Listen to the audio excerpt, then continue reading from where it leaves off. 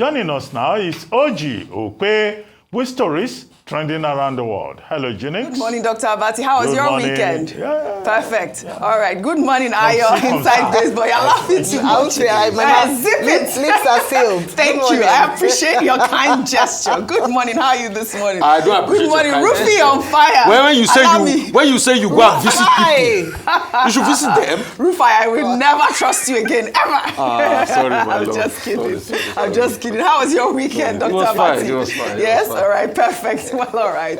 Well, good morning to you, viewers. Let's begin what's trending. The presidency has responded to comments made by former President Goodluck Jonathan and renowned literary icon Professor Wole Soyinka on the recent declaration of a state of emergency in Rivers State by President Bola Ahmed Tinubu. Well, over the weekend, President Jonathan accused all three arms of government, the executive, the legislature, and the judiciary of abuse of office, warning that the actions taken by them will have lasting consequences. The key actors in Nigeria, from executive to the legislature, locally Senator Binta and others are here, and the judiciary did know the correct thing to do. But they are refusing to do it. They are pretending to sleep. And waking such a person is extremely difficult because the person knows the right thing. A clear abuse of offices, clear abuse of power, clear abuse of privileges, cutting across from the three arms of government, from the executive to the parliament to the judiciary. And I always plead with our people that whatever we do affects everybody. Whatever we do affects everybody. He especially condemned the judiciary, saying that, especially the fact that their decision affects everybody, especially internationally. He talked about the fact that, why do we think that Nigerians are not respected abroad? It's not just the Yahoo people. Our international passports are not regarded because of decisions that are made by the judiciary, the executive, and the legislature. In the same vein, Professor Wole Soyinka over the weekend said that President Bola Ahmed Tinubu's declaration of a state of emergency in Rivers State betrays the spirit of federalism. The playwright made the comment while speaking with the Africa Report, adding that the Nigerian constitution gives the president too much power. He called for an amendment to the constitution. Soyinka also spoke on live television, describing the emergency rule as an excessive measure. Let's take a look. Let me confess that I was surprised at the ease with which this emergency law, that step, was applauded and passed. And then the critical question, even within the powers of a president under a democratic dispensation, there are areas of discretion. And you're quite right to point out this wholesale suspension of everything to government. I think that's an over excessive response within the rights and the powers. We're assuming now, let's say that the president is constitutionally right, but within his powers, there are also areas of discretion. And I think that the wholesale scuttling of the democratic existence in the rivers was excessive. I think it could have been managed much better, much more economically.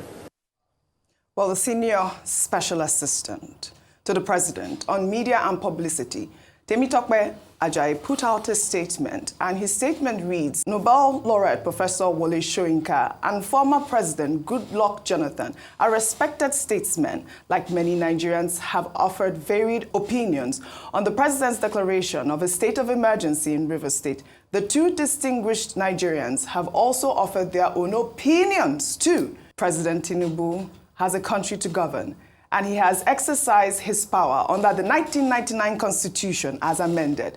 President Tinubu has a duty to preserve the corporate existence of Nigeria. He won't allow any part of the country or state to descend into chaos. The Supreme Court ruled that there is no functioning government in Rivers State known to the Constitution of Nigeria. President Tinubu won't fail in his sacred duty to protect and preserve the country. I mean, over the weekend, we saw lawyers debating on the issue and, the ratification of the National Assembly. And we have, come to the conclusion that basically the 1999 Constitution is what the Supreme Court says that it is, basically, because everyone is coming with their own opinions, with their own interpretations of the 1999 Constitution. Well, in the meantime, the president of the Nigerian Bar Association, Afam Osigwe, has called on President Bola Ahmed Tinubu to reverse his decision on the declaration of a state of emergency in Rivers State, calling it unconstitutional. Osigwe spoke on live television on Sunday, reiterating the position of the NBA, condemning the removal of the state governor, Sim Fubara. Let's take a look. For us, first of all, the grounds for the declaration of a state of emergency in Rivers State were not in existence as at the time the president made the declaration. It is our view that the facts as presented did not justify a declaration of state of emergency. They did not meet the threshold or the facts and circumstances enumerated under Section 3(5) subsection 2. Now, the next segment is whether, assuming that as lawyers, we lawyers say, without conceding that the president was right in declaring a state of emergency, was he right in suspending the governor and his deputy as well as the House of Assembly? We also went on to say, and still insist, that that declaration too was unconstitutional, because Section 11(4) of the Constitution makes it clear that declaration of a state of emergency does not extend to power of the National Assembly to remove a governor. Now, if you know that under Section 305 subsection 5, the declaration by the president does not really become law until it is ratified by a resolution of the National Assembly. So you understand in what context Section 11(4) of the Constitution says that provided that the National Assembly does not have the power to remove the governor and his deputy. Another interpretation of the 1999 Constitution by the president of the NBA. Meanwhile, the Socio-Economic Rights and Accountability Project has sued President Bola Ahmed Tinubu over what he calls the unlawful suspension of the Rivers State governor, his deputy, and House of Assembly members. Sarah wrote on X, breaking, "We've sued President Tinubu over the clearly unlawful suspension of Fubara and Rivers lawmakers." The suit is brought by members of Sarap Volunteer Lawyers Network in the state. Democracy works best when everyone participates. In the same vein, governors under the People's Democratic Party have instructed lawyers to file a suit at the Supreme Court against President Bola Ahmed Tinubu to challenge the declaration of a state of emergency in Rivers State.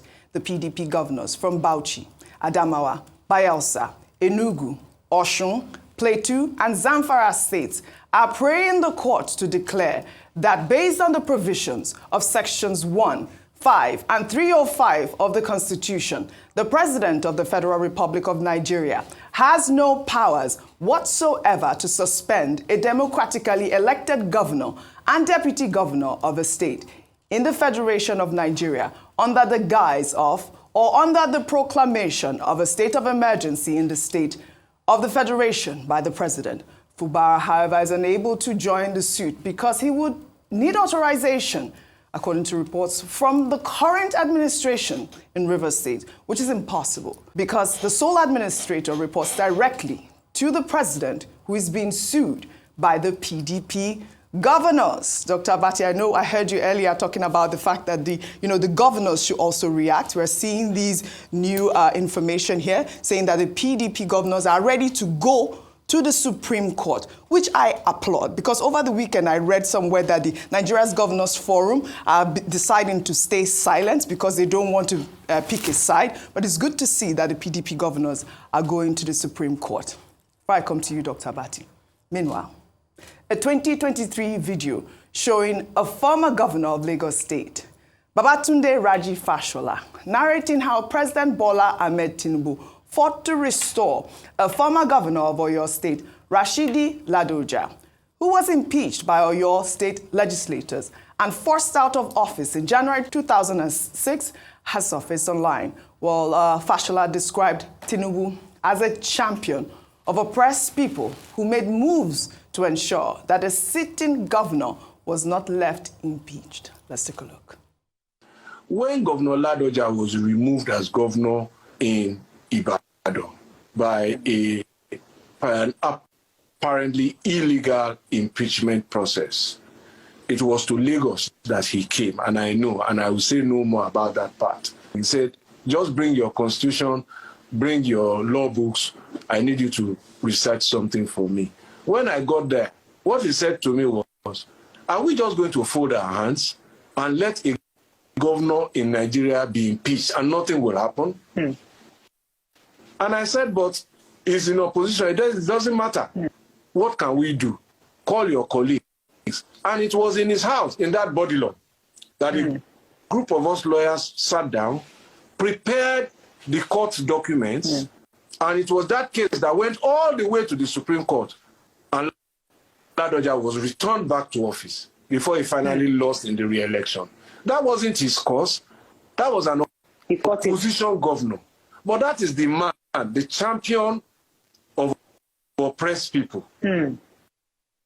Tinubu, champion of oppressed people. That's how former Governor Fashola described him. And you know, Dr. Bass, if you recall, I believe Ladoja had given an interview back in 2019 saying that it's because he had told Obasanjo that he wasn't qualified to run for a third term, and that's why he was impeached. Go ahead. Okay, certain things we're dealing with here. We're dealing with politics, we're dealing with law. The PDP governors who say that they will go to court to challenge this, I think it's a welcome development. I've made the point again and again that we should test that Section 305 because all kinds of persons, including roadside mechanics and vulcanizers, have been interpreting Section 305, and even lawyers, including ambulance lawyers, have been offering their own interpretations. The best way to resolve this would be to go to court. Now, who goes to court? I think the PDP lawyers, you know, or any other, the PDP governors or any governor will have the locus to say we seek an interpretation of this section of the Constitution so that we don't become also victims, some kind of preemptive move. The second thing about Governor Fubara saying he cannot go to court because there's another government in place. Well, the issue, the major injury in this particular case will be to the Plateau State government, to the Rivers State government, whose executive and legislature has been suspended. So he is on his own now saying he doesn't have the locus to go to court.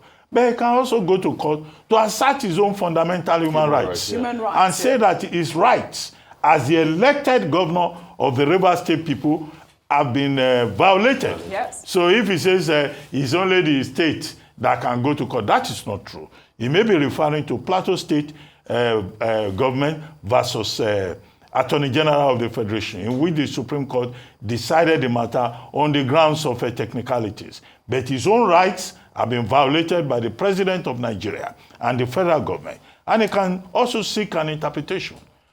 In that regard, SERAP, well, the issues that will come up with regard to SERAP will be locus standi and also jurisdiction. We do not know the court that SERAP is going to, but of course they cannot take the federal government to the Supreme Court directly like that. However, the second issue popping out of what you have pointed out is the issue about the irony surrounding President Tinubu's declaration of emergency. Yes, President Tinubu, as pointed out by a former governor, former minister, was a champion of democracy. He was part of the June 12 struggle. He even helped to fund the June 12 struggle.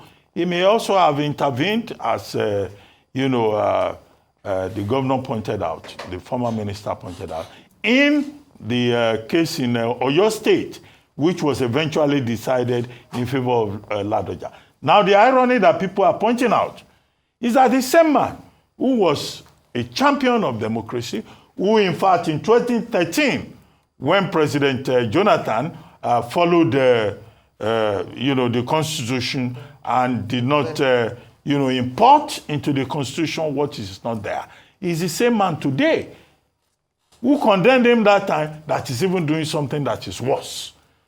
This is the issue. So BRF, former governor, former minister Babatunde Raji Fashola, is right to say, yes, this man was a champion of democracy. But if you look at the timing of that interview, Yes. that was. And the Nigerians are saying, well, President Tinubu has disappointed us by taking this line of action. Right. As to the intervention by President Jonathan and Professor Wole Soyinka, it's as follows. I think that, President Jonathan has taken a very courageous stand in this matter. And it is most unusual because ordinarily you will not criticize a sitting president. And he said that, But he has chosen to do it because he considers it, something of moment, something very serious. And he talks about abuse of power, abuse of privileges across the line, and that the judiciary has been compromised. That can only come from a man who is speaking as a statesman and saying, look, let's apply caution. And he didn't directly mention President Tinubu's name, but anybody who is intelligent enough, will see that he was making a very valid point.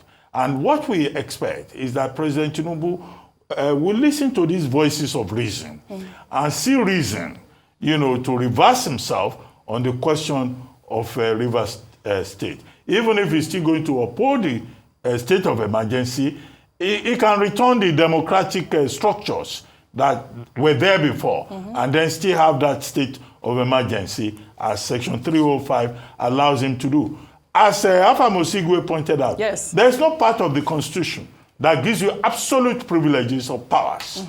And the thing is that even under Section 305, the president does not have absolute rights to declare a state of emergency. That's why the matter had to go to the National Assembly, the same National Assembly that has shown itself to be a rubber stamp assembly. All right. Finally, I end with the comment by Professor Wole Soyinka. Professor Wole Soyinka is over 90. I see some nitwits, some dimwits, saying, oh, Professor Soyinka should speak. Professor Soyinka has not spoken.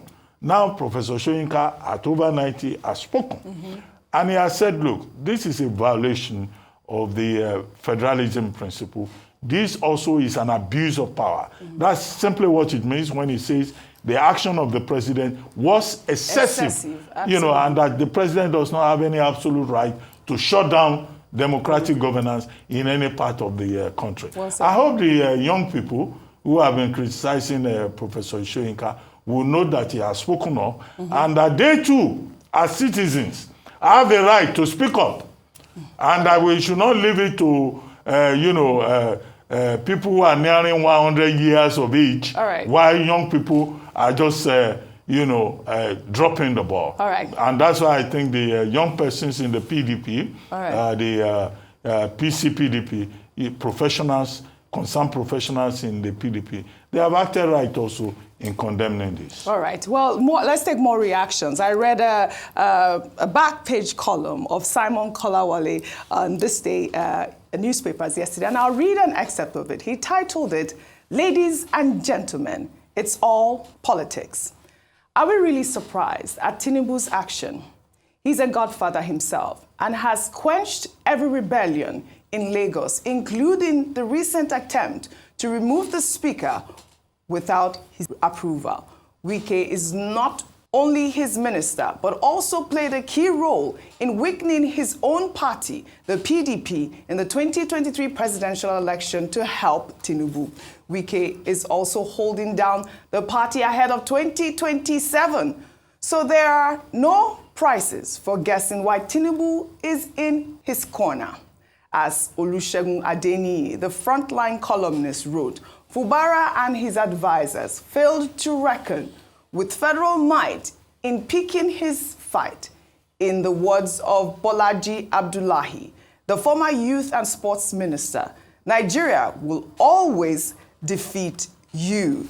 And I wanted to just pull up this picture of the day, that has been trending. And it's a picture here with the caption, "Shutting down democracy, one state at a time." And we see President Tinubu there. I think this is posted by Asukwo Asukwe. Is the cartoonist of yes. Business Day. Yeah. I mean, quite apt, really, quite apt. That's the picture of the day.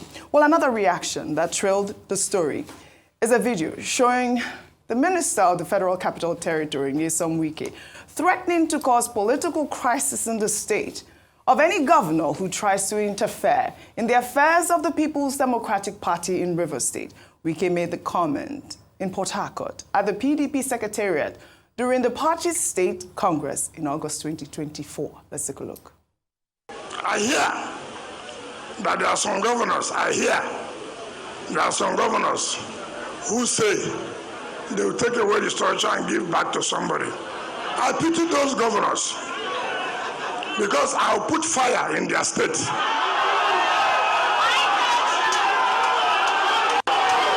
When God has given you peace, you say you don't want peace. Then whatever you see, you take. Prepare, because I have the capacity to also do the same thing in your own state. Whether you are from Bauchi, I don't give a damn. Whichever state you come from, as far as I know that you are trying to put yourself in River State, your hand will get burnt. And you will never sleep in your state. You will never do governance again. You will see political crisis. As far as PDP is concerned. All right, here is FCT Minister here, Nyesom Wike, and that video was trending because, you know, one of the reasons that the president gave was that the imminent danger was, you know, whether or not Fubara was threatening violence in the state and encouraging the young people to blow up pipelines. But we see sitting minister here, you know, threatening fire and brimstone, threatening to cause political crisis in the states of any governor that is trying to interfere in the rivers crisis. Now, this is to the PDP governors who have now gone to the Supreme Court. Be careful of, I guess, Governor Wike, because he had threatened before, and I don't know what that threat means. But let's just sum this whole story up with this video showing when the former Rivers State Governor, Nyesom Wike, and his supporters were celebrating after INEC declared Sim Fubara the winner of the Rivers State election in March 2023. Let's take a look.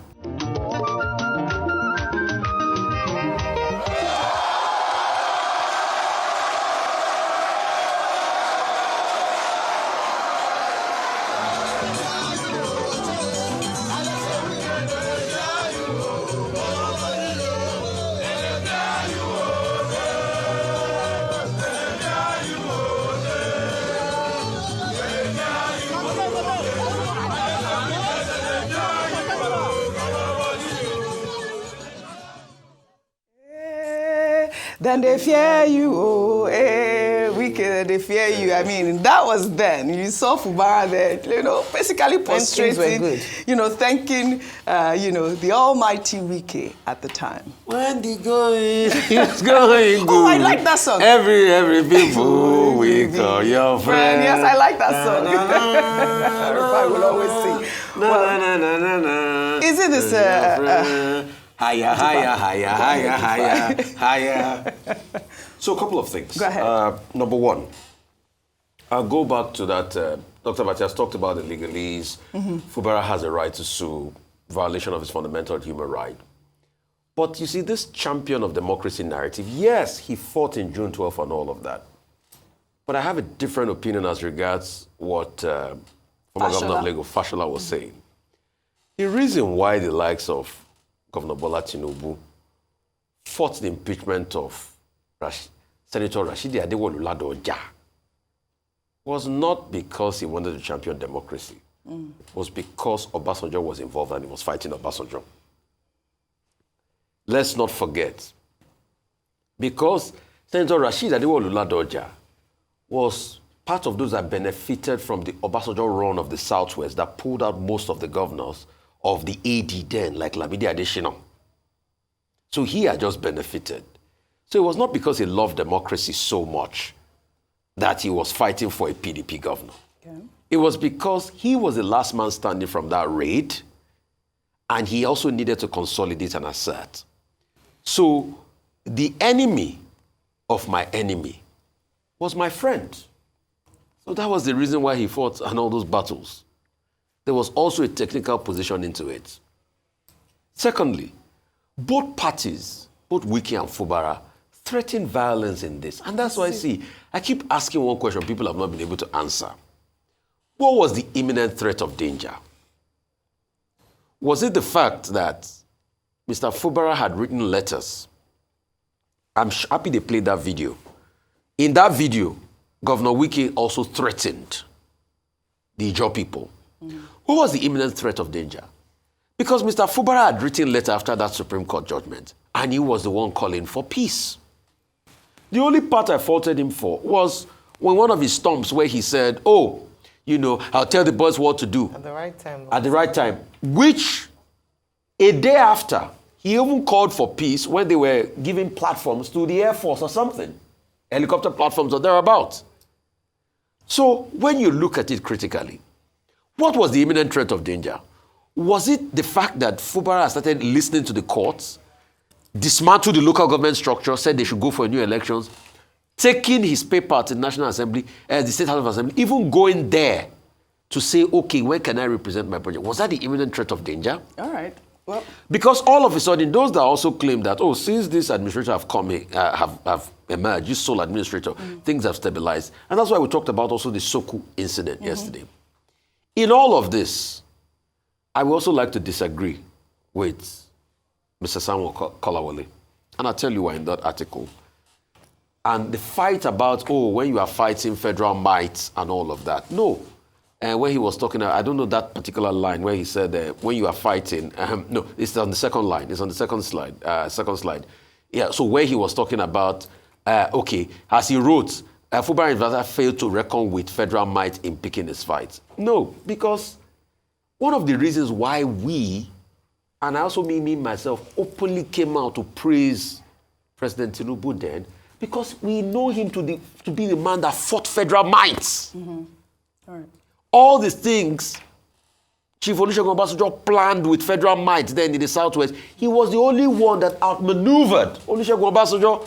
That's what we knew. So we've had. It's called the last man the standing. Last man standing, the lion of Bodilon, Jagaban Baba. All right. Well, so, and that's why we praised him to the high heavens there. But it is sad that all the things he fought against, he has now negated today. And that's why we are also calling him out. Fubara stand up as a man. all right. That's well, stand up as a man.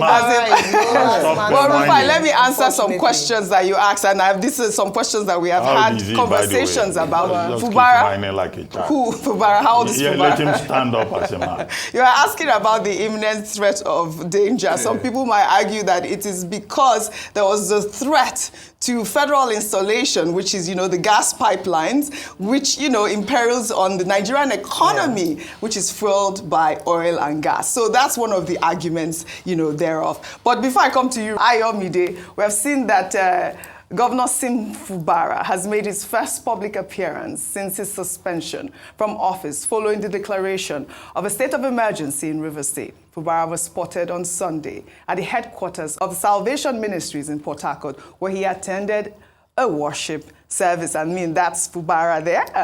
Ayo, go ahead. Unpack some of these stories really quickly. Okay, let me come to Governor Sim Fubara. And I make bold to claim that, hate him or love him, President Tinubu, when he was governor and even now as president, is a master strategist. You might argue about the way that he's gone about it. And I say this because right from the very beginning, there were calls for Governor Fubara to be the governor. There were calls for him to stand tall and really take on his state. I say this because now that everything is happening, he's always positioned himself as the man of peace. He told that there's a good part to that. When it comes to politics, governance, and leadership, that sometimes you have to put on your tough man boots and actually, take charge. And that's where some might fault him. I read Mr. Bayo Ononuga's article also in the back page of This Day newspaper today. And I saw where he was coming from, where he said that, Rivers was in a grave situation, combatants refused to allow reason to prevail and all that. And this is why, for today, I'll also bring in the complicity of the PDP as a party, its failings as being able to organize and support in what was happening, even whilst it's sad. Because yes, we can say, President, rein your minister in. But Governor, at least to the best of our knowledge, Nyesom Wike is still a member of the PDP. Governor Fubara is a governor of the PDP. Why couldn't the PDP internally sort out their issues? Because when you don't, and that's why we said a party divided against itself or a family cannot stand. So the fact that they could not solve their internal issues made it possible for outsiders to come, interfere in your state, and now you're crying wolf, it's illegal, it's illegal. Why didn't you do something about it then? When 2 members of your party were destroying a state and putting the members of the state at in such a difficult position, such that a state of emergency had to be called. It's not just the president that will point fingers at, even the PDP as a party. So going back to, the governors are now coming out to go to the Supreme Court, I'll wait and see if they end up doing that. The PDP as a party has failed its members, it has failed its governor, and now when it's almost too late, coming out to say that we don't accept this, they should have done that when we're calling for disciplinary actions against Nyesom Wike by his own party, against his fellow party member. So it's really sad that this has happened. We still maintain our stance that the president should listen to the statesmen who have come out to speak against his actions. And even though he wants to continue to move on as a champion of democracy, this particular action might ruin his legacy as being that. So he might be Jagaban, he might be last man standing etc. But this particular action would stain his image as being the champion of democracy. All right. Well said, Joel, and thank you for your submission. Dr. Abati, yours was pro bono, right? And Rufai, is it pro bono as well? I doubt it. Well done. Thank you all. Now let's take our good news report. In Akwa Ibom State, where the state governor, Pastor Umo Eno, has rescued a business owner after she pitched her business idea. The business owner spotted the governor during an empowerment program and went on bended knees to present her challenges to the governor in an emotional plea, as we'll see in this video that has made the rounds on social media.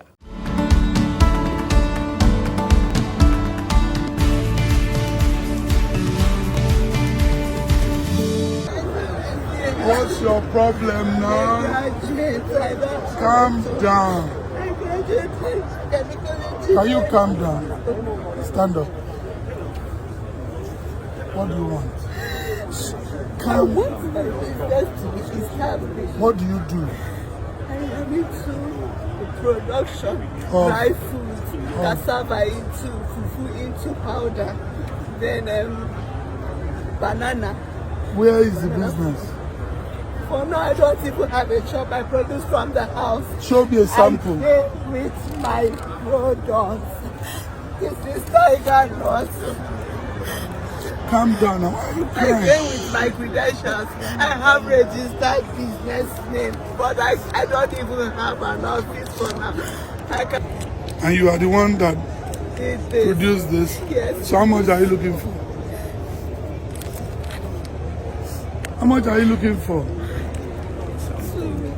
2 million. Yes. Okay. Where is the Commissioner for Trade and Investment? Please take this. Take her number. Go and see what she's doing. Help me set her up. When you set her up with equipment, maybe 3 million for equipment, you give her 2 million.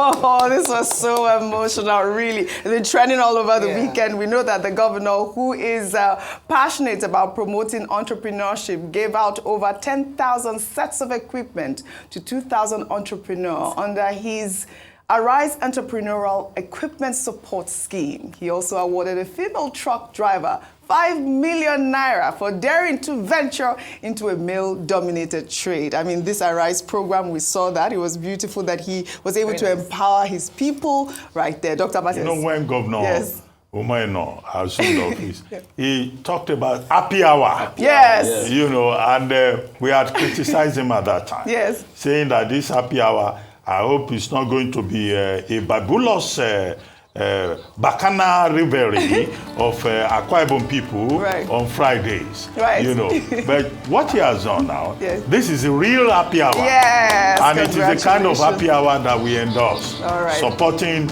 you know, entrepreneurs, supporting, you know, small and medium scale. All right. business. Well done. Well done. I'd love to thank you all for your great analysis, as always, on what's trending. And kudos, Governor Umo Eno.